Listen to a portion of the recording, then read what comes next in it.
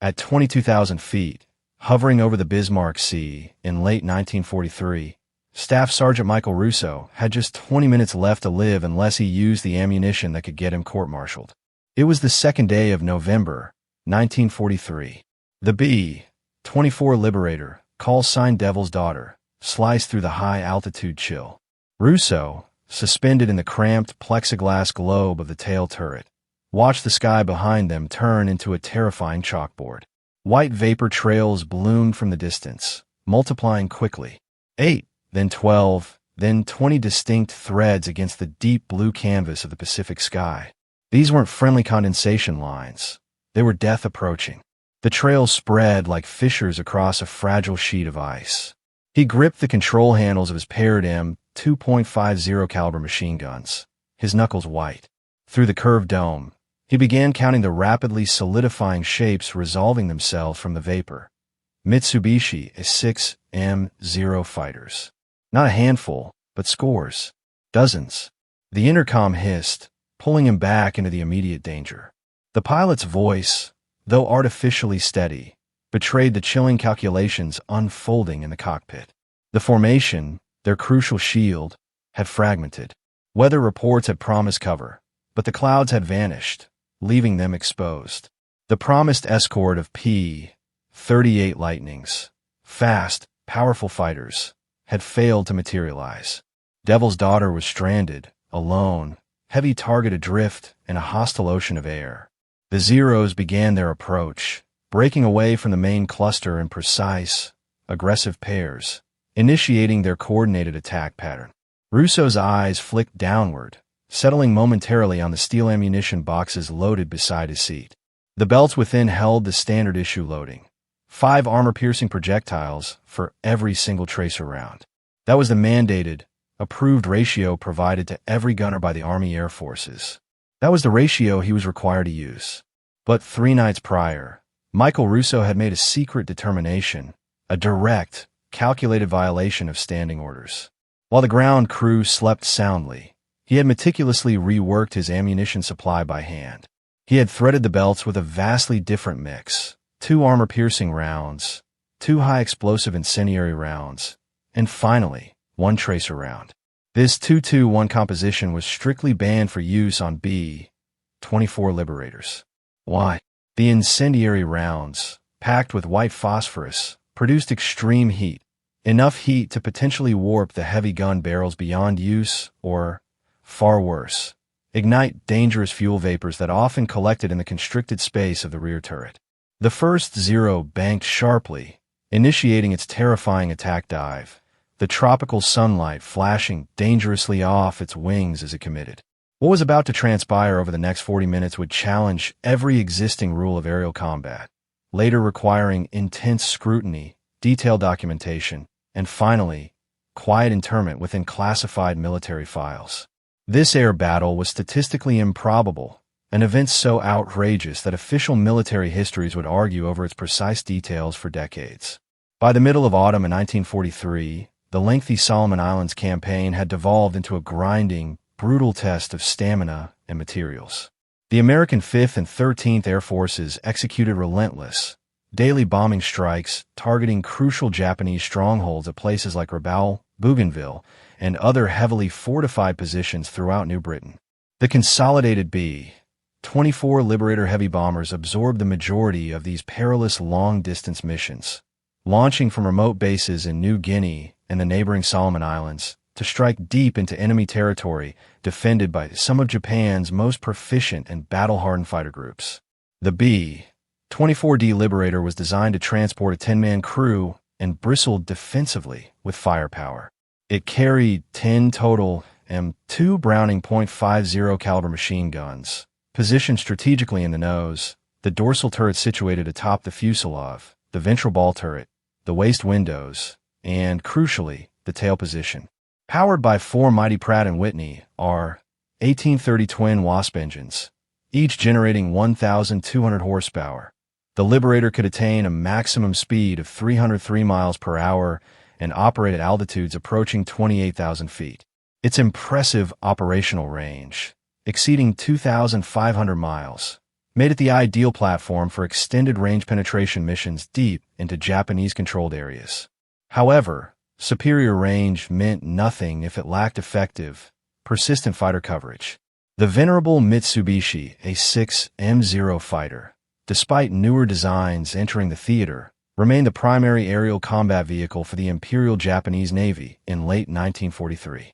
Propelled by a powerful Nakajima Sakae radial engine producing 1,130 horsepower, the Zero achieved speeds up to 350 miles per hour and possessed legendary maneuverability, easily able to outturn any contemporary American fighter below 20,000 feet. Armed with a combination of two 20mm cannons and a pair of 7.7mm machine guns, a single Zero commanded sufficient destructive power to quickly shred a bomber's critical control surfaces or ignite its poorly protected fuel tanks. Japanese fighter protocols against large B-24 formations strictly adhered to an established doctrine. They preferred to attack in successive, coordinated waves, typically involving groups of 8 to 12 aircraft per strike, concentrating their focus on stragglers or bombers already damaged and separated from the main defensive formation.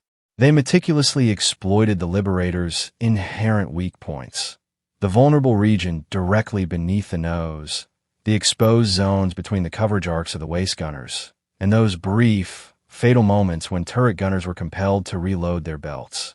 Records compiled by the 5th Bomber Command throughout October and November 1943 paint a stark picture of the brutal reality. B-24s flying without adequate fighter escort faced staggering loss rates, sometimes approaching 40% on missions directed toward the most heavily defended locations. Intelligence analysis pinpointed the 204th, 251st, and 253rd Kokutai, elite Japanese naval air units, operating from extensive airfields surrounding Rebelle, boasting a combined operational strength surpassing 300 combat aircraft. The mathematical conclusion was undeniable and harsh. A solitary B-24 encountering such a massive concentration of Zero fighters was, statistically, guaranteed to be destroyed within minutes. Regulations governing the loading of ammunition for bomber defensive weapons were meticulously defined by explicit Army Air Force's technical specifications. The ubiquitous 5-to-1 standard mixture, 5 M2 armor-piercing rounds followed by a single M1 tracer round, had been initially optimized for the European theater against the structurally tougher German fighters. Armor-piercing projectiles were designed specifically to penetrate engine blocks and armored fuel tanks. Tracer rounds offered gunners a crucial visual aid, allowing them to track their firing stream and refine their aim. But in the spring of 1943, ordnance supply depots began stocking a new type of shell, the M1 incendiary tracer. This innovative round combined the trajectory visibility of a tracer with the searing ignition properties of phosphorus. Early field assessments emerging from the Southwest Pacific Theater strongly indicated that new 221 belt loading, 2 armor-piercing, 2 incendiary, 1 tracer, proved devastatingly effective when aimed at the Zero's light airframe and exposed fuel systems. The Army Air Forces acted swiftly, issuing an immediate ban on the use of the 2-to-1 loading ratio for B-24 Liberators. The prohibition was rooted in specific engineering concerns related solely to the Liberator's design.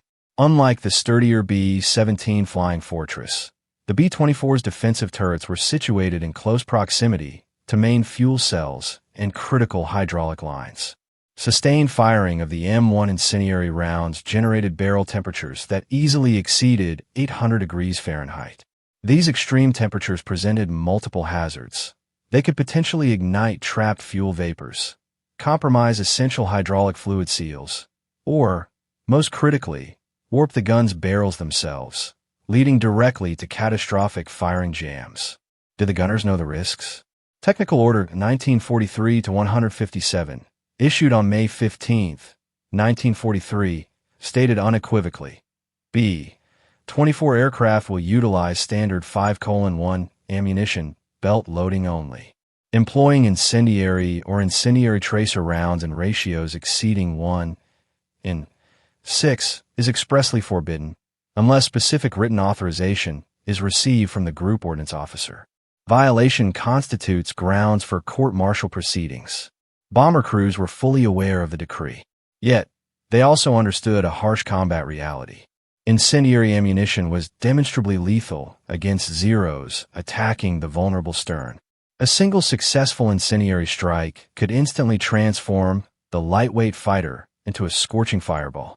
Given the Zero's construction, designed for agility rather than resilience, it burned with terrifying rapidity once the fuselage fuel tanks were breached.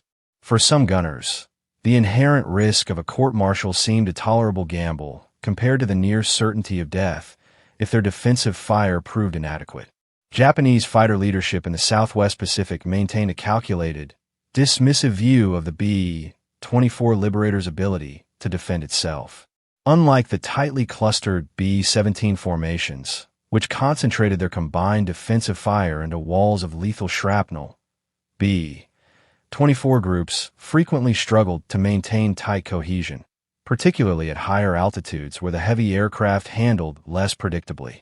Captured intelligence reports recovered near Rabaul in late 1943 contained tactical directives circulated to Zero pilots. One document, translated by Allied analysts, assessed the Liberator as especially vulnerable to prolonged stern attacks when isolated from formation. It recommended coordinate assault utilizing 8 or more aircraft. Defensive fire diminishes rapidly under continuous, focused pressure. This was not simple arrogance. It was meticulous battlefield arithmetic.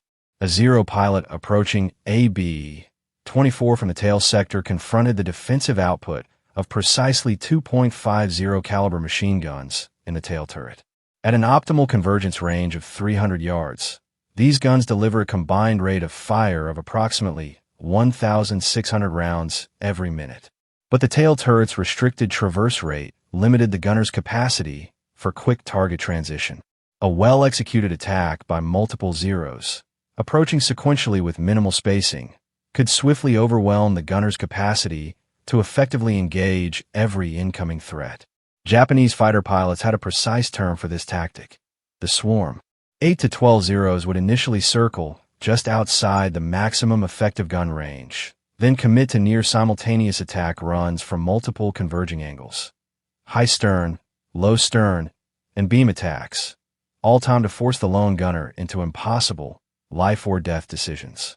Which aircraft posed the most immediate threat? Which one should be engaged first?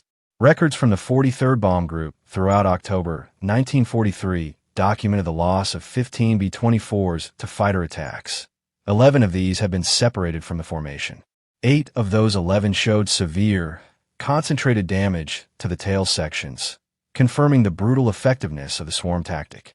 Yet, what the Zero pilots did not know was that some B-24 gunners were secretly adjusting the tactical equation. The regulated 5-to-1 ammunition ratio provided a tail gunner with roughly 20 tracer rounds per 500 round box, 20 visual chances to confirm strikes and correct aim. But this visual confirmation came at a heavy cost, a significant reduction in sheer destructive capability. A Zero could often absorb multiple hits from standard armor-piercing rounds and remain aloft, the projectiles punching clean through the thin aluminum fuselage without disabling critical systems. Incendiary rounds fundamentally altered this calculation.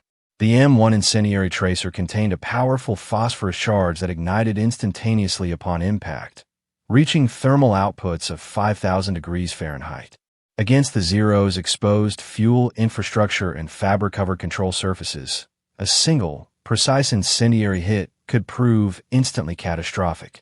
But the Army Air Force's restrictions on their use aboard the B-24 remained, justified by legitimate engineering concerns. The risk of the guns failing at the most crucial moment remained terrifyingly real. Staff Sergeant Michael Russo fully understood the regulation. He also comprehended a deeper truth. His crew regularly flew missions against the most fiercely defended objectives in the entire theater. They faced overwhelming fighter opposition on virtually every sortie. Standard issue ammunition had failed to protect the crews that had been shot down just the previous week. On the moonless night of October 30th, 1943, Russo quietly approached the ordnance tent at Doadura Airfield in New Guinea. He informed the supply sergeant that he needed to service a damaged ammunition belt.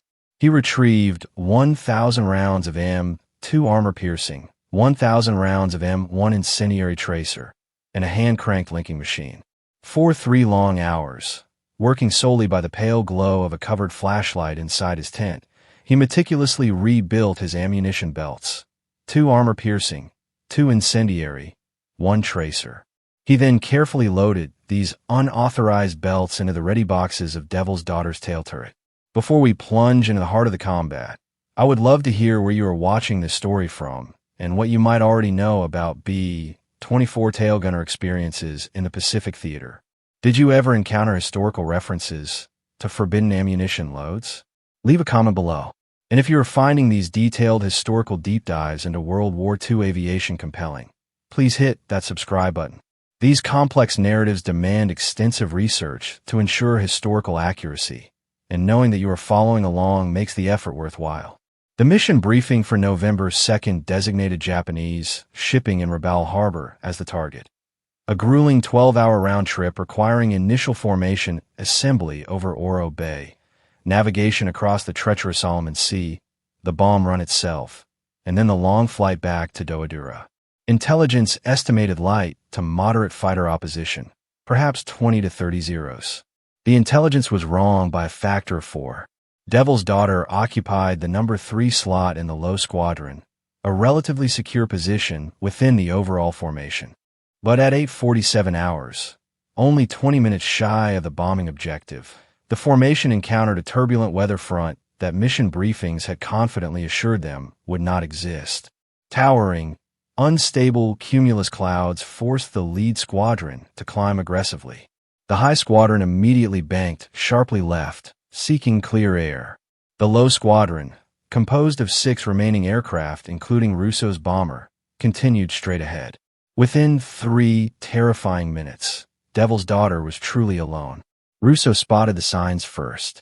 Contrails high at the 2 o'clock position, rapidly descending. He keyed his headset microphone. Bandits, 2 o'clock.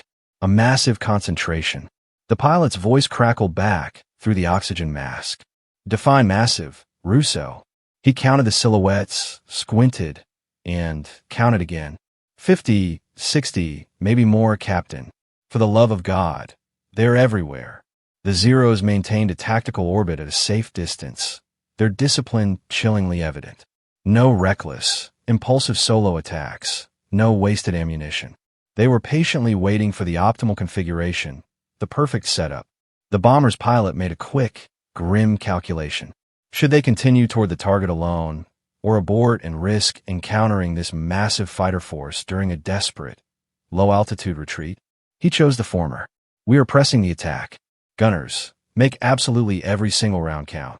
The Zeros initiated their attack at 8:53 hours. The initial wave committed 8 aircraft to a highly coordinated stern assault. For coming high, for coming low, approaching in tightly spaced pairs separated by 30-second intervals. This was textbook Japanese doctrine. Overwhelming, concentrated firepower directed against a single defensive position. Russo rotated his turret smoothly to track the lead pair, descending sharply from the 4 o'clock high position. Range, 800 yards. His customized ammunition belts fed flawlessly into the twin Brownings. He held his fire, 700 yards. The Zeros grew immense within his reflector sight. Their wings momentarily flashed as they commenced firing. 20mm cannon shells and 7.7mm machine gun rounds began to stream toward the Liberator. 600 yards. Tracer rounds sizzled past Russo's plexiglass dome. A 20mm projectile tore a ragged hole through the bomber's vertical stabilizer, missing his head by less than 3 feet. What was going through his mind right then? 500 yards. Now Russo pressed the dual triggers. The twin .50 calibers erupted in a deafening, continuous roar. Their combined cyclic rate tore into the lead Zero at 1,600 rounds per minute. Every 5th round was a visible tracer, allowing him to track the stream of fire as it walked across the fighter's engine cowling. The incendiary projectiles detonated instantly upon contact. The Zero's engine compartment did not just smoke or catch fire, it exploded. The Nakajima radial engine cylinders violently ruptured as the incendiary round simultaneously ignited trapped fuel vapor and highly volatile lubricating oil. The aircraft violently cartwheeled left, trailing a searing comet tail of burning fuel, spiraling past the B-24's tail section. Russo did not pause to watch the wreckage fall. His turret was already smoothly traversing right, locking onto the second Zero in the pair. He fired a concise 3-second burst. Incendiary rounds stitched a line of fire across the fighter's delicate fuselage. The fabric-covered control surfaces instantly caught fire. The Zero pulled up violently, trailing white-hot fire, then inverted completely and plummeted away from the bomber. Elapsed time, 18 seconds. 2 enemy fighters disabled. The second pair attacked from the 5 o'clock low angle. Russo depressed his guns quickly and fired. The lead Zero absorbed a devastating burst across its wing root. The incendiary rounds penetrated deep into the wing's internal fuel tank. The resulting explosion ripped the entire wing completely off the fuselage. The aircraft tumbled violently, end over end, through the Liberator's prop wash. His ammunition counter displayed 320 remaining rounds in the current belt. The third wave committed immediately. 12 Zeros in a highly coordinated, relentless attack pattern designed explicitly to capitalize on the tail gunner's expected need to reload. But Russo wasn't reloading. His illegally modified ammunition boxes fed continuously, flawlessly. 3 Zeros screamed toward them from the 7 o'clock high position in a steep, terrifying diving attack. Russo tracked the formation leader and fired. The incendiary rounds instantly engulfed the fighter's fuselage. The pilot ejected moments later at 21,000 feet, a minuscule speck tumbling away. Russo shifted focus instantly to the wingman. A focused 4-second burst.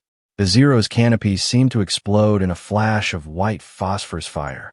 The aircraft's nose dropped sharply, and it accelerated vertically into a death dive toward the ocean below. The intercom descended into chaos. The top turret gunner was firing continuously at beam attacks. The waist gunners shouted target locations. The pilot yelled out altitudes and shifting headings. Russo consciously blocked out the noise. The Zeros had lost coordination. They were now simply swarming, a chaotic mass. 2 fighters launched simultaneous attacks from the 4 and 8 o'clock positions. Russo chose the 8 o'clock threat, the closest and most immediate danger. He fired. Incendiary rounds walked the length of the Zero's fuselage, from tail to nose. The fighter exploded so close to the turret that scorching debris hammered audibly against his plexiglass dome. He rotated swiftly to the 4 o'clock position. That Zero was already firing. Cannon rounds chewed through the bomber's left horizontal stabilizer. Russo pressed his triggers. Silence. Nothing happened. A catastrophic jam. His rigorous training kicked in instantly. Left hand yanked the charging handle back forcefully. Right hand simultaneously maintained precise turret traverse to keep the target sighted. The jam cleared. The handles snapped forward. Both guns roared back to life. The Zero took the full, unadulterated burst directly through its cockpit area. It immediately rolled inverted and dropped away. More Zeros pressed their desperate attack. The modified ammunition was performing far beyond any standard expectation Russo might have entertained. Every burst that connected resulted not in mere damage, but in instantaneous destruction. The thin-skinned Zeros, designed primarily for speed and agile maneuverability over any survivability, simply could not endure the thermal shock and devastation delivered by the incendiary rounds. 1 Zero attempted a perfect gun run directly astern, the mathematically optimal attack geometry. Russo centered the fighter perfectly in his sight and held the triggers down for a sustained 6 seconds of continuous, searing fire. The fighter's entire fuselage erupted into an instant inferno.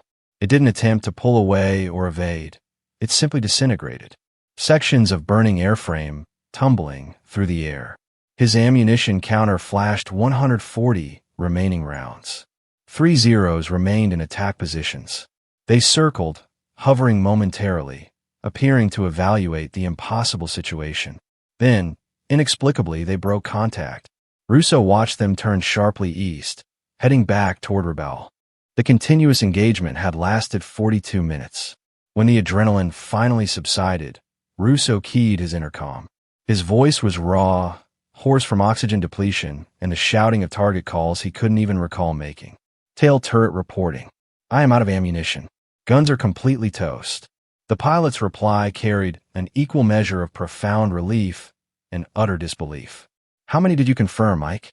Russo stared at his spent ammunition counter. He had expended 960 rounds from his initial 1,000.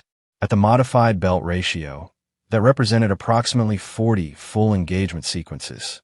He mentally tallied the fighters he had personally witnessed burning or spiraling down. 11 confirmed, sir, he finally answered. Maybe more. The intercom went completely silent. Devil's Daughter touched down safely at Doadura at 15:34 hours. It carried 2 damaged engines, compromised hydraulic systems, and 187 documented bullet holes, counted meticulously by the waiting ground crew inspectors. The twin guns in the tail turret were visibly warped and pitted from extreme thermal stress. Exactly the mode of catastrophic failure that the prohibition on incendiary ammunition was designed to prevent. Staff Sergeant Russo made absolutely no mention of his modified ammunition to the immediate debriefing officer. Neither did any member of his crew. The official encounter report simply stated, engaged multiple enemy fighters. 11 confirmed destroyed by tail gunner. Standard defensive tactics employed. But the statistical outcome was impossible to dismiss. 5th Bomber Command intelligence officers reviewed the report with a skepticism bordering on professional hostility. 11 confirmed kills by a single tail gunner far exceeded the established record for any defensive position on any bomber in the theater. The previous high was only 6 confirmed kills, achieved by a B-17 top turret gunner during the Battle of Midway. Russo knew survival sometimes demands you write your own rules. 3 days after the mission, an ordnance investigation officer arrived at Doadura. He meticulously examined Devil's Daughter's tail turret. He photographed the severely warped gun barrels from every angle.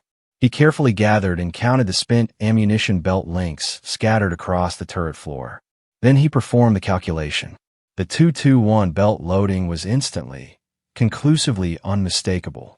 Russo faced formal questioning on November 7th. He made no attempt to deny the modification. The physical evidence was overwhelming. When questioned directly why he chose to violate explicit technical directives, his response was simple and entered into the official record. I decided a court-martial looked better than dying. What unfolded next serves as a profound illustration of the complex friction between rigid military regulation and the grim realities of battlefield necessity. 5th Bomber Command convened an internal board of inquiry, not primarily to prosecute Russo, but to rigorously evaluate the tactical implications of his action. If a single gunner, utilizing unauthorized ammunition, could achieve such unprecedented results, what did this imply for the overall defensive doctrine across the entire theater? The board meticulously analyzed multiple contributing factors. Detailed gun barrel analysis conclusively confirmed excessive thermal stress. Metallurgical experts determined the barrels would have failed entirely within perhaps another 200 rounds of sustained firing. Russo had survived his engagement with only minutes of operational ammunition capacity left, but crucially, he had survived. More importantly, his aircraft, Devil's Daughter, had returned home when established protocol suggested it should have been utterly destroyed. Metallurgical engineers stationed at Wright Field examined the failed gun barrels and quickly developed revised protocols for thermal management. They concluded that if gunners were trained to fire in controlled, shorter bursts rather than sustained, continuous strings, the intense heat generated by the incendiary rounds could be effectively managed without leading to catastrophic barrel failure. Furthermore, if turrets received enhanced ventilation systems, heat dissipation would improve substantially. By December 1943, 5th Bomber Command issued Tactical Bulletin TB-43-118, experimental authorization for 221 ammunition loading on B-24 aircraft engaged in long-range, unescorted strike missions. This new directive mandated supplemental training for gunners in thermal management and precise burst fire discipline. The bulletin contained explicit caveats. This authorization is strictly provisional, pending further operational combat evaluation. Gunners electing to utilize modified ammunition loads must accept increased inherent risk of equipment failure. Russo's improbable engagement was transformed into a classified, internal case study. Training films used at gunnery schools quickly incorporated the tactical lessons learned, focusing not just on the ammunition modification itself, but on the disciplined engagement control that had made it so effective. The success was not solely dependent on the incendiary rounds. It was a combination of rapid target prioritization, stringent range discipline, and controlled burst management executed under impossible, extreme pressure. Japanese intelligence never achieved a full understanding of why zero loss rates against B-24s suddenly increased so dramatically in late 1943. Capture documents from Rabaul referenced a new American incendiary weapon, but primarily attributed the rising losses to perceived improvements in P-38 Lightning escort tactics.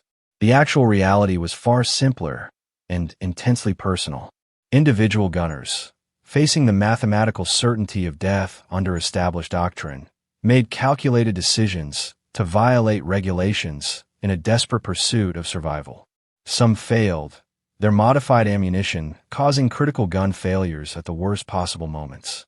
Others, like Staff Sergeant Russo, succeeded far beyond any rational expectation. By February 1944, the 221 ammunition load officially became standard defensive doctrine across the 5th Air Force's B-24 units. The modification saved not just airplanes, but crews. Post-war statistical analysis estimates that the adjusted ammunition loading contributed to a measurable 12% reduction in bomber losses attributed to fighter attacks during the final 18 months of the grueling Pacific Campaign. 12% of thousands of missions, hundreds of heavy aircraft, thousands of airmen. Staff Sergeant Michael Russo completed a full complement of 34 combat missions with the 43rd Bomb Group before rotating back home to the continental United States in March 1944. He was awarded the Distinguished Flying Cross for the November 2nd engagement, although the official citation was meticulously worded to avoid any specific mention of his unauthorized ammunition modification. The medal recognized extraordinary heroism and exceptional aerial gunnery skill, carefully omitting the tactical innovation that made the kills remotely possible. The Army Air Forces faced an undeniable bureaucratic conundrum. Russo had flagrantly violated explicit, high-level regulations. Yet, his violation had demonstrably saved his entire crew and proven itself tactically superior to the authorized procedures. The scheduled court-martial proceedings were quietly suspended. No formal charges ever materialized in his official service. Devil's Daughter never flew combat again. The cumulative battle damage sustained during the November 2nd mission, the damaged control surfaces, the compromised hydraulic systems, the profound structural stress to the tail section, required extensive, permanent repair. The aircraft was relegated to becoming a training airframe at Doadura, teaching maintenance crews how to properly assess and repair heavily damaged bombers. The tail, turret guns, warped past any hope of repair by the searing heat of the incendiary rounds, were shipped across the world to Wright Field in Ohio for detailed metallurgical analysis. Engineers utilized the resulting failure data to design significantly improved gun barrels featuring enhanced heat dissipation characteristics. The improved M2HB heavy barrel variant entered production in mid-1944, boasting a thicker profile designed to withstand repeated use of incendiary ammunition without thermal warping. Japanese fighter tactics continued to evolve throughout 1944, but not fundamentally in response to American ammunition modifications. As Allied forces steadily captured airfields closer to Japanese strongholds, Zero units faced shorter warning times and a reduced capacity to mass large, coordinated fighter formations. The intimidating swarm tactic that had terrorized bomber formations in 1943 became increasingly rare by the middle of 1944. Post-war interviews conducted with surviving Japanese fighter pilots revealed only limited awareness of the American ammunition changes. Former Zero ace Saburo Sakai, who actively flew combat missions against B-24 formations well into late 1943, recounted the experience. American bomber defensive fire became noticeably more effective in the war's final years, but we attributed this primarily to better trained gunners and improved fighter coordination. The technical reality, however, suggests a different narrative. Statistical analysis of bomber loss rates shows a clear, measurable decline beginning precisely in December 1943, coinciding exactly with the provisional authorization of the 221 ammunition loading in the Pacific Theater. The European theater adopted similar modifications by March 1944, although the structurally heavier German fighters require the incendiary rounds to be less devastating than against the thin Japanese aircraft. Still, the psychological impact was significant. Luftwaffe pilots reported increased hesitation to press attacks against heavy bomber formations after personally witnessing the enhanced destructive effects. Modern aviation historians continue to debate the exact particulars of Russo's engagement. 11 confirmed kills by a single tail gunner remains an exceptional, towering achievement by any combat standard. Some researchers suggest that the extreme chaos of the combat may have led to accidental duplicated counts or shared kills being incorrectly attributed to a single position. Others point out that captured Japanese records independently confirm substantial fighter losses during early November 1943 raids against American bombers near Rabaul. What remains utterly undisputed is the profound impact of this single tactical innovation. One gunner's defiant decision to violate regulations, replicated first across dozens, then hundreds of aircraft, measurably and fundamentally altered bomber defensive capabilities during a critical turning point of the Pacific campaign. Battlefield reality overrides outdated doctrine. Sometimes, military doctrine must bend profoundly to accommodate the brutal realities of the battlefield.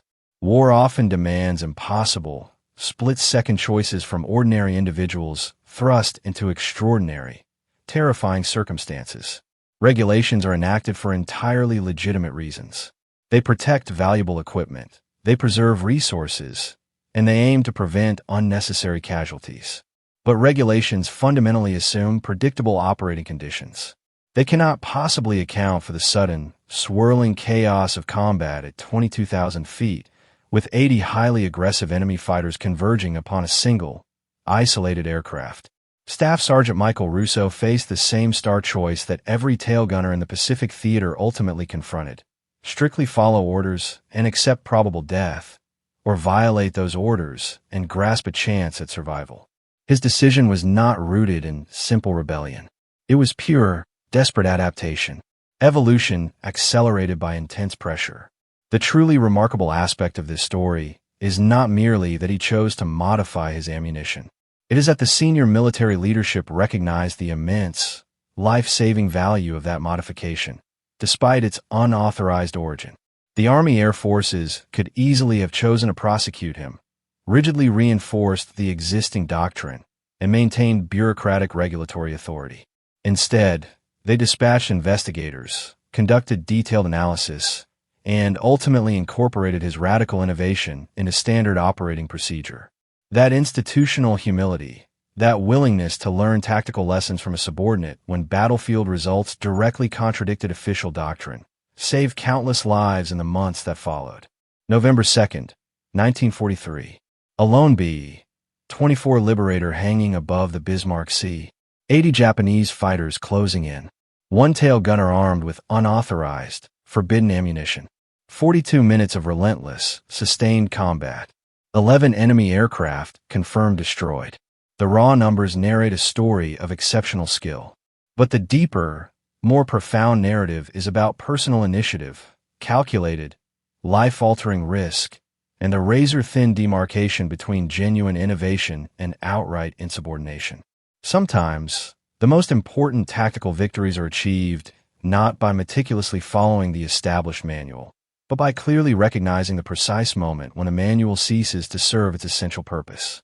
Sometimes, mere survival demands that you must write your own rules in phosphorus and lead. And sometimes, if you manage to survive that moment, those desperate, newly written rules become the doctrine that protects everyone who follows. If you found this incredible story as deeply fascinating as I did while researching its nuances, please show your appreciation by liking this video and subscribing to the BTB Stories channel.